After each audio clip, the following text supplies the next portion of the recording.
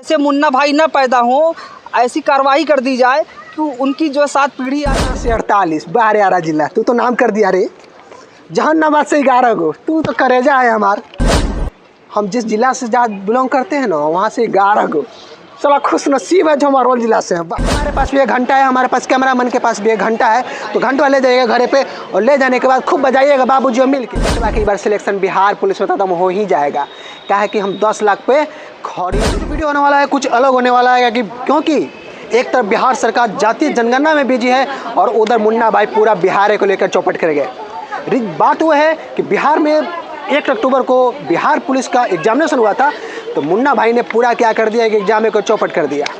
सही में बोला जाता है बिहार मुन्ना भाइयों से भरा पड़ा। आजकल वो नहीं देखा जा रहा है, आजकल हर गांव में आपको मुन्ना भाई मिलेंगे। और ये भी देखा गया है बिहार में कि उन बच्चों को जो पिछले 10 सालों से 5 सालों से बिहार से बाहर रह के और बिहार में रह के एग्जामिनेशन की तैयारी करते हैं, लेकिन उनको जब रिजल्ट मिलता है 0, तो ये क्या देन है? ये देन है बिहार गवर्नमेंट का। भ्रष्टाचार पर बढ़ते लगाम ना लगा पाना, उन मुन्ना भाइयों को ना रोक पाना। वो मुन्ना भाई कैसे एंट्री करते हैं बिहार में और कैसे भ्रष्टाचार को बढ़ावा देते हैं। यहाँ तो सब पैसों का खेल है। आजकल बात आता है गांव में, तो गांव के जो लड़के हैं आजकल काफ़ी सियाना हो रखे हैं। उनका एक संक्षिप्त है आजकल क्या, देखिए 2 दिन पहले क्या था कि जैसे एग्जामिनेशन हुआ तो एग्जामिनेशन हॉल से बच्चे निकलते हैं, तो उनको सुनने में आ रहा है कि भाई आजकल तो हम चना गुड़ खा रहे हैं। तो हमने पूछा भाई क्यों खा रहे हो, तो बोलते हैं हमारा तो बिहार सरकार में बिहार पुलिस में तो हमारा सिलेक्शन हो गया। तो आजकल गाँव में जाइएगा ना बिहार में, तो जानते हैं क्या सुनने को मिलता है?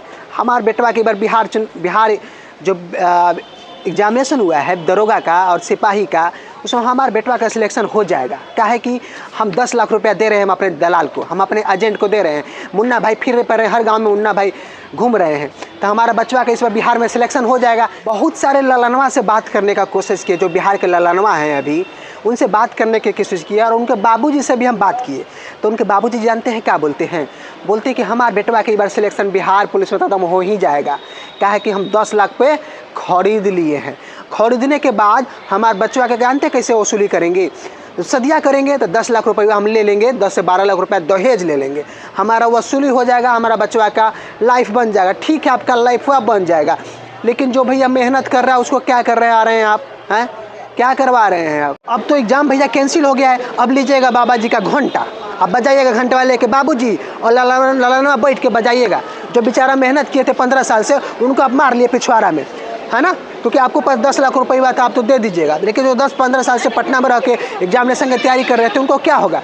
तो आप ऐसा कीजिएगा, हमारे पास भी एक घंटा है, हमारे पास कैमरा मैन के पास भी एक घंटा है, तो घंटा ले जाइएगा घरे पे और ले जाने के बाद खूब बजाइएगा बाबूजी मिल के। ललनवा लोग सपना देखे थे कि अच्छा सा मेहरी लाएंगे घर में, सुंदर सा मेहरी लाएंगे, 10 लाख रुपये लेंगे। अब लीजिएगा बाबा जी का घंटा, है ना? तो हमारा घंटा लेके बजाइएगा बाबूजी के सामने कि बाबूजी हम घंटा बजा रहे हैं क्या कि एग्जामिनेशन कैंसिल हो गया है। अरे मूर्ख कहीं के, लालू यादव के सरकार में और नीतीश कुमार के सरकार में खूब घंटा बजाइएगा। सारा पगला दिया है बिहार को तुम लोग। जो चीटिंग करने वाले हैं और जो पैसा दे के जो ले रहे थे ना अभी बिहार सरकार में, उनको हम घंटा बाबा बोलते हैं। तो घंटा बजाइएगा मेरा वाला, है ना? तो बात यह है कि एक सोलबर गैंग बिहार में चल रहा है। तो मुन्ना भाई जो सोलबर गैंग है, जानते हैं कहाँ से पकड़े गए हैं? हमारा अरवल जिला में भी है घंटा बाबा, मतलब मुन्ना भाई। तो अरवल में 11 मुन्ना भाई पकड़े गए हैं। वाह रे वाह। तो जानते हैं भैया, हम लोगों को लंबा सा रॉड गर्म कर रखे हैं, और जिस दिन मुंड घबराया है ना, उस दिन जो बच्चे पढ़ने वाले हैं वो मिल के रडवा डाल देंगे अंदर में। साला इतने गुस्से है। कल आप लोग बिहार को कहाँ ले जा रहे हैं? आप लोग पूरा बदनाम कर दिए समाज को एकदम। सर पूरा बिहार को देखा जा रहा है अभी एकदम निश्चित दृष्टि से कि हर जगह मुन्ना भाई, हर गांव में मुन्ना भाई, हर घर से मुन्ना भाई पैदा हो रहा है। तो जानते हम तैयार किए कहाँ का मुन्ना भाई कितना पकड़े गए हैं? 8 से 48 बाहर जिला तू तो नाम कर दिया रे। जहानाबाद से 11 गो तू तो करेजा है हमार।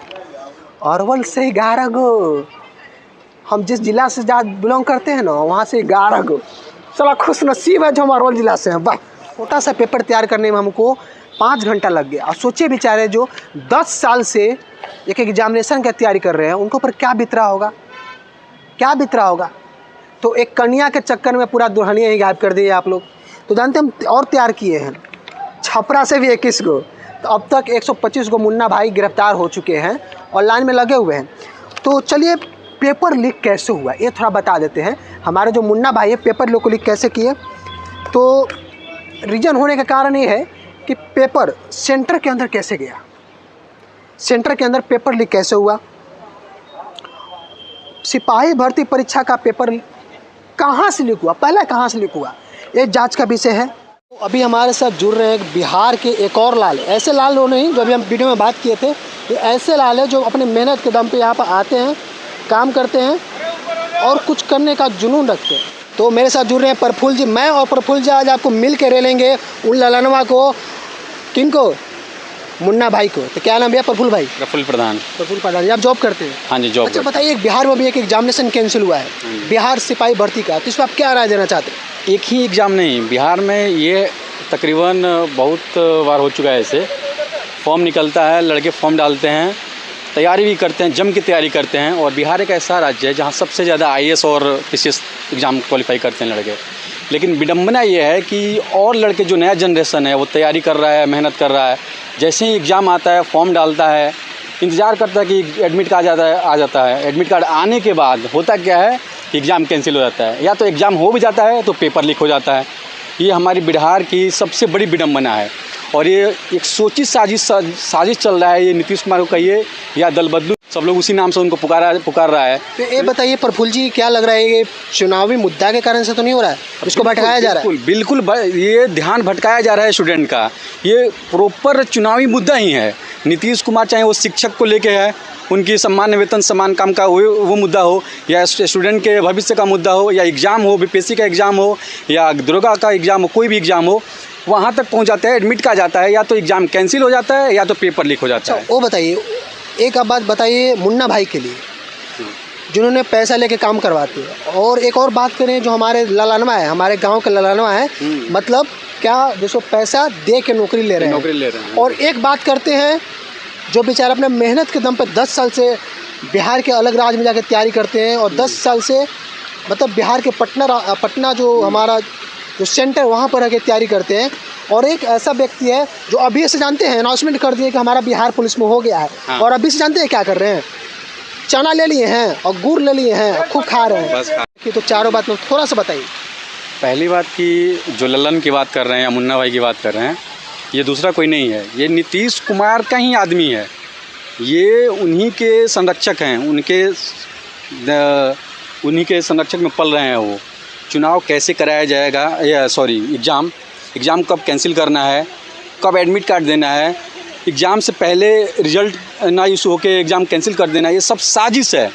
एक साजिश के तहत सब किया जा रहा है ताकि चुनाव नज़दीक आ जाए। जैसे ही चुनाव नज़दीक आ जाएगा ये सारी चीज़ें क्लियर हो जाएंगी और सब कुछ एग्ज़ाम भी हो जाएगा, समय से एडमिट कार्ड भी आ जाएगा, रिजल्ट भी आ जाएगा। लेकिन इस चुनाव का इंतज़ार कर रहे हैं नीतीश बाबू कि वो चुनाव आए और उनकी कुर्सी बची रहे बस। इस पे बताइए, जो ललनवा को जो बताया, जो अभी से चना गुड़ खा रहे थे कि हमारा बिहार पुलिस में हो गया है, हम 10 लाख 5 लाख दे के हमारा अगला साल शादी कर लेंगे, अगला साल मेहर सब आ जाएगा, तो उस पर आप क्या बोलेंगे? इस पर बस एक ही बात कहें कि ये ललनवा का जो ख्वाहिश है, या कहिए कि उसका जो क्या बोलते हैं उसको, जो नौकरी पाने का इच्छा था कि हाँ मेरा हो गया, अब शादी भी करेंगे, शादी भी कर लेंगे, बढ़िया से सब कुछ होगा। नहीं जानते हैं हम ना अपना घर पे बड़ा सा रड तैयार कर रखे हैं, हम गर्मा गर्म, तो मौका मिले ना तो एक बार आप भी आइएगा। बिल्कुल। और उन मुन्ना भाई को थोड़ा सा गर्म डालना है कि हमेशा के लिए सही हो जाए। बिल्कुल, ये जरूरी है ना, जरूरी भी है बिहार के लिए।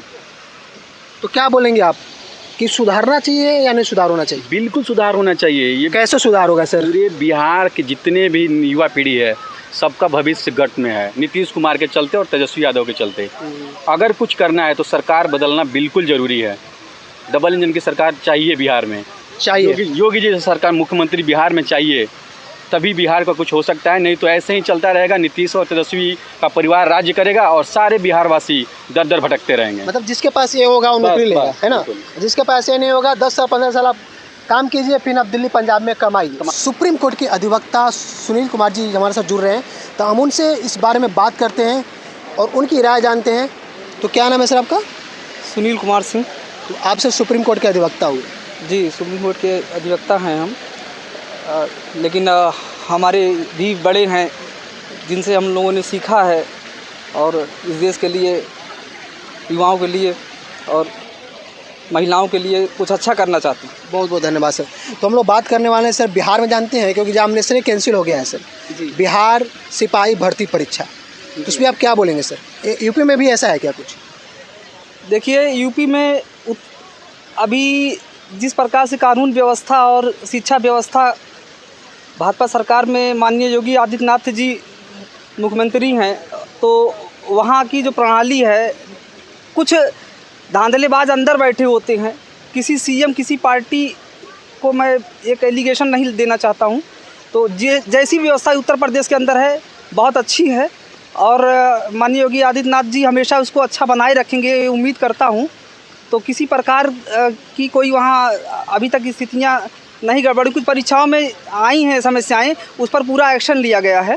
और अभी हाल ही में जिस तरह सिपाही भर्ती में ये समस्याएं आई हैं बिहार में, वहाँ की जो सरकार है, वहाँ की जो रणनीति है, वहाँ के जो आला अधिकारी हैं, सबसे बड़ी चीज़ होती है कि अधिकारियों में जो अच्छे होते हैं, इन गड़बड़ अधिकारियों जो चापलूस होते हैं, घूसखोर होते हैं, इनके चक्कर में अच्छे अधिकारियों को भी चिन्हित कर लिया जाता है।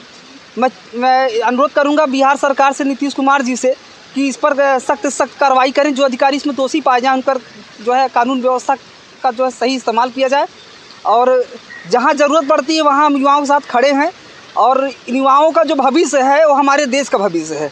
युवा अगर किसी प्रकार से पीड़ित किए जाते हैं तो उसमें जो है हमारे देश के लिए एक बहुत बड़ी तकलीफ़ है, बहुत बड़ा दर्द है। हमारा देश अगर कुछ भी कर सकता है तो युवाओं की बदौलत कर सकता है। तो साहिब ये बताइए कि आप मुन्ना भाई पर क्या बोलेंगे? जैसे मुन्ना भाई जो पैसा लेके काम करवाते थे, तो जानते हैं अभी गांव में जानते हैं क्या चल रहा है बिहार में? अभी से प्रसाद बंटना स्टार्ट हो गया। प्रसाद में जानते हैं क्या क्या चल रहा है? गुड़ और चना एकदम भिंगा के लोग खा रहे हैं, और उनके पिता जो बोल रहे हैं हमारे बेटवा का तो सिलेक्शन हमारा सिपाही में हो ही गया है, लेकिन तब तक सारा बिहार गवर्नमेंट ने एग्जामिनेशन कैंसिल कर दिया।